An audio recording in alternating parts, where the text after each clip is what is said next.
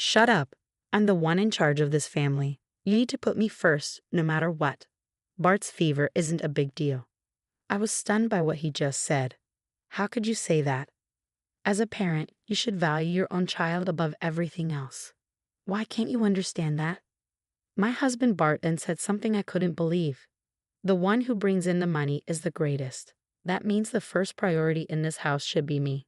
If you can't live with that, then get out. In that moment, something snapped inside me. Fine, I'll leave. Yeah, go ahead and leave, he sneered. You wouldn't survive without my salary anyway. My name is Rachel, and I'm a 30-year-old housewife. My husband Bart and I have been married for 5 years. We have a 3-year-old son named David, and we live together as a family of 3. Things were good with Bart at first, but lately, his arrogance has been driving me crazy. We met on a blind date, and I was immediately attracted to him. He had a stable job and a bright, cheerful personality. He seemed to like me too, and we started dating right away. After a year, we got married. In the beginning, Bart was kind and caring. He even helped with housework and celebrated our wedding anniversary and my birthday. But as time passed, he started treating me with disrespect. I tried to convince myself that it was normal for the passion to fade as the marriage went on, but his behavior became too cold. Hey, why haven't you ironed my shirt? He'd bark. And when I wake up, you better have my socks and everything ready. I struggled to take care of David, and it was exhausting. You're not a child, Bart. You should at least be able to get your own clothes ready. What? He snapped. How dare you defy your husband? Because of me, you get to live this comfortable life. Bart constantly tried to make me do everything around the house, and when I refused, he'd get angry, saying, I'm the one who provides for you, so you better obey me. He likes to think of himself as a mature husband, but to me, he's just a child throwing a tantrum when things don't go his way. His behavior changed after our son was born, making it hard for me to consider divorce right away. But I had another major issue with Bart. He barely contributed to the family budget. Despite earning $2,500 a month, he only gave $500, claiming it should be enough. The rest of his salary went to his clothes, golf, and other hobbies. It was nowhere near enough, and we couldn't save for retirement or even afford David's future education. No matter how much I pleaded, Bart would just say, I'm giving you what I think is enough. That's final. Make do with it. I tried reasoning with him, but it was useless. He wouldn't listen, and every conversation ended in an argument. Why had Bart become like this? I desperately asked him to put more money into the family budget for David's sake and our future, but he never listened, and we always ended up fighting. Despite his lack of financial support, he constantly criticized my housework. It was impossible for 2 adults and a child to survive on just $500 a month. So I had no choice but to cook small portions or make cheap, easy meals with the most affordable ingredients. We often ate the same dish repeatedly because of this. But even then, Bart would complain, saying, You're a useless wife who can't even cook properly. Our relationship was deteriorating rapidly. I thought I had been handling everything pretty well, at least until David turned 3. But then something happened that made me realize I had finally reached the end of my patience. One evening, David was unusually quiet, and I suspected something was wrong. I placed my hand on his forehead and felt that he was burning up. Alarmed, I took his temperature and saw that he had a high fever. Without hesitation, I rushed him to the hospital. It was late, so we had to go to the emergency room. Unfortunately, the timing wasn't great. There were many patients, and we had to wait a long time. We'll be called soon. Hang in there, I reassured David, who was clearly in pain, as we sat in a waiting room. After what felt like an eternity, the doctor finally called us in. He examined David, gave me some medicine, and sent us home. Once we got back, I prepared a simple meal for David, gave him his medicine, and put him to bed, cooling his forehead with a damp cloth. I felt a small sense of relief wash over me. It was the highest fever David had ever had, and the whole ordeal left me exhausted, both physically and emotionally. Just as I was about to collapse on the couch, I heard the sound of a key turning in the lock. Bart was home. I'm home, he announced.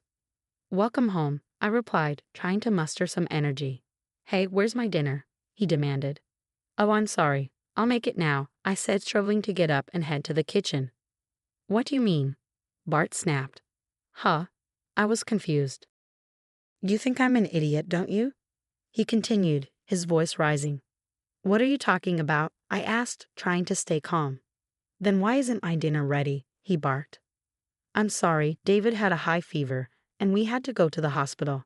I haven't even had dinner myself yet, I explained as calmly as possible, hoping to avoid a fight. But Bart wouldn't listen.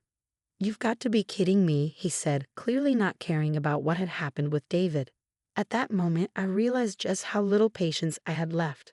I don't care if you've eaten or not, just make sure my dinner is ready, Bart demanded, his tone harsh and dismissive. I stared at him in disbelief. How can you say that? David just had a sudden fever, you know. Shut up. I'm the one in charge of this family. You need to put me first, no matter what. Bart's fever isn't a big deal. I couldn't believe what I was hearing. How could you say that? As a parent, you should value your own child above everything else. Why can't you understand that? Normally, when you find out your child has been taken to the hospital with a high fever, the first thing you do is worry about them. But instead of showing any concern, Bart said something unbelievable. The one who brings in the money to this family is the most important. That means I come first in this house. If you can't accept that, then get out. Something snapped inside me at that moment. No matter how disappointed I'd been in Bart, a small part of me had always hoped he would go back to being the kind husband he once was. But it was clear now there was nothing left to hope for. He was finished as a parent, unable to put his own child first. I couldn't accept his mentality that the one who earns more money is somehow more valuable. Fine, I said, my voice steady. I'll leave. Yeah, get out, Bart responded, indifferent to what he was losing. You wouldn't survive without my salary anyway, Bart sneered. Well then, I'll be eating out tonight. You should just go back to your parents' house and cool off. With that, Bart left the house, leaving me to wonder if he really thought I was just a helpless housewife incapable of doing anything on my own. But I was determined to prove him wrong. While Bart was gone, I packed my bags. David still had a fever, so I decided to wait until he felt better before making any moves. I got everything ready to leave at the first opportunity, then went into the room where David was sleeping to care for him. The next morning, David's fever had finally gone down, and he was still peacefully asleep. After wiping off the sweat and dressing him, I headed to the kitchen for breakfast, only to run into Bart on his way to work. He smirked when he saw me. What, you haven't left yet? I can't until David is feeling better, I replied calmly. You can't really afford to leave, can you? You're just a jobless housewife. You're doomed, he laughed before walking out the door. His words fueled my anger even more. How had he become such a horrible man? When we were dating and early in our marriage, he had been at least a little kinder and more considerate. What had happened to that man? As I stood there, lost in thought, my son woke up. Mom, I'm hungry. Are you feeling better now? I asked, concerned. Yeah, I'm feeling much better, he said with a smile. Seeing that David was better, I knew it was time to act. After breakfast, I called my parents and asked them to pick us up. I packed our things into their car, and by mid-afternoon, we were already at my parents' house. The moment I stepped inside, all the strength I had been holding onto seemed to drain away. I felt dizzy and almost fainted, which worried my parents. Are you okay, Rachel? They asked, concern etched on their faces. Yes, I'm sorry, I replied, trying to steady myself. I think I've been trying to stay strong this whole time to protect both David and myself. Wow, Bart must have really put you through a lot, my mom said, her face full of concern. Yeah, it was definitely more than just moral harassment, I replied, the weight of the truth sinking in. It was that bad, huh? My dad asked, clearly shocked. Before I could respond, David called out, Grandpa, let's play together. Yes, my dad said with a smile. Let's do that. How about we go buy some snacks? Oh, snacks. I want some, David exclaimed, his excitement contagious. My dad took David outside, giving me a much-needed break. You should lie down and rest, my mom said as she handed me a blanket. Thank you, I said, grateful for her kindness as I curled up under the blanket and drifted off to sleep. When I woke up a few hours later, the evening had settled in, and the house was filled with the delicious aroma of my mom's cooking. I made my way to the dining table, where a colorful array of dishes awaited us, each one looking more appetizing than the last. The reason Bart came over was definitely not to apologize. When I later heard from Dad, he confirmed that Bart hadn't even mentioned the word sorry. I knew without a doubt that after 2 weeks, Bart was just trying to get me back because he couldn't handle the housework on his own and the house had become a mess. But that was no longer my problem. I hoped he was finally realizing how hard it is to manage a household. He used to help with the chores, so he just needed to remember what he used to do. I guess he had forgotten because he was so out of practice. When I first returned to my parents' house, I blocked Bart's number, leaving him with no way to contact me except by showing up in person. I didn't go back to him. Instead, I stayed with David at my parents' house. During that time, Bart visited several times, but each time my dad sent him away. A month passed after I left with David. Finally, Bart reached his breaking point. Desperate, he pleaded with my father, bowing low, "Please, let me see your daughter. Please." I decided it was time to face him, so I asked Dad to let Bart into the living room. Meanwhile, my mom took David to the back room. When Bart walked in, I was shocked by how much he had changed. He looked terrible. His hair was unkempt, and his clothes were dirty and shabby. He had come straight from work, still in his suit, but it was so wrinkled that it looked like he had slept in it. "Hey, Rachel, you've had enough now, right? Just come home," he said, as if nothing had happened. Hearing those words, any remaining hope I had vanished. My feelings toward him solidified into an unbreakable wall of iron. I knew I needed to get away from this person as soon as possible. Bart, clearly frustrated, snapped, "I don't know what you're thinking if you're just going to stay silent. The house is a mess, and I don't know what to do. As my wife, it's your duty to take care of it." He said this right in front of my father, who looked shocked. Bart had just confirmed everything I had told him. "Is that all you have to say?" I asked, trying to keep my voice steady. "Normally, you should be apologizing." Bart stared at me, genuinely clueless. "Why should I be the one apologizing to you? You're the one who left, and you're the one not doing any housework. I went out of my way to come here after you acted so selfishly." I couldn't believe what I was hearing. He really had no idea how wrong he was. I realized then and there that there was no saving this situation. "If you really think like that," I said, my voice firm, "then there's nothing more to discuss. Let's divorce." With that, I handed Bart the divorce papers I had prepared after returning to my parents' house. "Divorce? Why are you saying this all of a sudden?" he stammered, taken aback.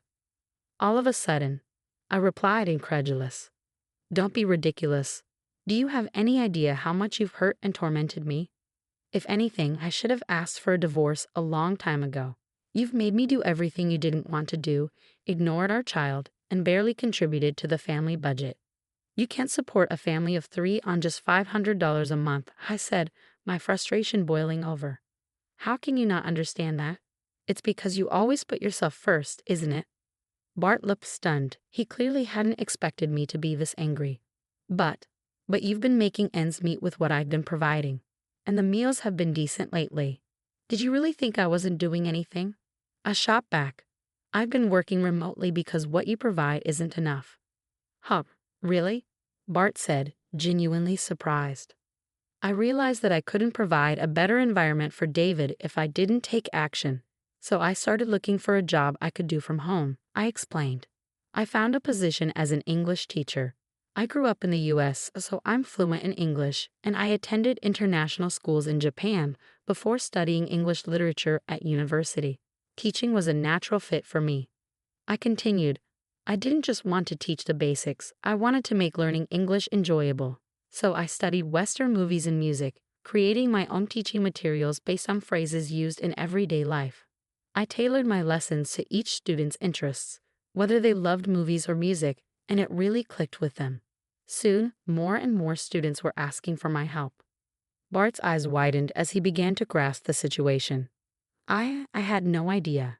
"How much are you earning?" "About $4,000 a month," I replied, watching his expression shift from shock to disbelief. "What? That much?" he stammered. "Yes," I said firmly. "I'm making a lot more than you are now, and I don't need to live with you anymore." Bart was stunned. He couldn't believe that his own wife, whom he had always viewed as beneath him, was now earning more than he was. "Why am I so miserable?" he lamented. "What's with this sudden change? My colleagues are getting promoted before me, and even my juniors are advancing. They all think I'm an idiot, and on top of that, you earn more than I do. I sighed deeply. So what? Huh. It doesn't matter if your salary is lower or higher than those around you, I said. What's most important is whether you and your family are happy. For David and me, it doesn't matter if you're not being promoted. What matters is that you make time for us and ensure you can provide for us with what you have. I continued, I don't want you to hurt me just to protect your own pride. Shut up. A man's got to fight his own battles, Bart retorted. At that moment, my dad, who had been silent until now, spoke up. So you're trying to boost your own self-esteem by taking out your stress at work on my daughter. You spend money on your hobbies and clothes to relieve your stress, while neglecting your family. Bart shifted uncomfortably at my dad's words. My daughter and grandson deserve better, Dad continued, his voice firm. The most important thing for a husband and father is to be a pillar of support for his family. But you've only thought of yourself. I can't entrust my precious daughter and grandchild to someone like you any longer. Now sign the divorce papers and leave. Dad's anger was palpable. He had tried to remain calm for my sake, but he had finally reached his limit. Bart signed the divorce papers, trembling under the intensity of my father's anger. After a hasty, "Oh, I'm sorry," he left quickly. And just like that, our marriage came to an end. Later, a mutual friend informed me about Bart's claims. He was telling people, I dumped my wife because she was useless. But at work, everyone was already familiar with Bart's reputation. They dismissed his complaints, knowing full well what kind of person he was. No one wanted him as a boss, so he remained stuck in his position with no promotions for years. One day, a new employee asked Bart, "You've been here for years and haven't been promoted? Are you just a new graduate who joined recently?" Bart was ridiculed and left early, his face flushed with embarrassment. It seemed clear to me that once someone becomes an adult with a twisted personality, it's not easily fixed. Determined to raise David with love and care, I vowed to use Bart's example as a lesson in how not to behave. David, with his bright and carefree smile, seemed worlds apart from Bart. To protect that wonderful smile, I promised myself I would work hard every day. Bart's foolishness and need to protect his own petty pride had only led to the destruction of his family's happiness. Yet, I was grateful that I managed to divorce him swiftly. With the money I earned, I was confident I could support myself and David. I was optimistic about our future and hoped we would continue to thrive and find happiness together. Thank you for watching until the end. Please subscribe to our channel and